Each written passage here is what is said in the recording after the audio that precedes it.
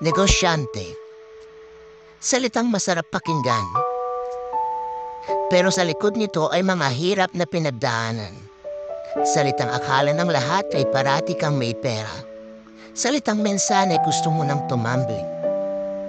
Pero dahil sa salitang ito, ay patuloy kang lumalaban kahit gaano man kahirap. Dahil ikaw ay isang negosyante na patuloy pang nanangarap sa ikakaganda ng negosyo mo. Hindi po ibig sabihin na may negosyo ka o nagne-negosyo ka mayaman ka na. Mayaman lang po kami sa pangarap at pananalig na mabago ang pagmulong buhay namin. Kaya bago mo isipin na mayaman na ang isang negosyante, malamang hindi mo alam ang hirap at pagod na pinagdaanan niya.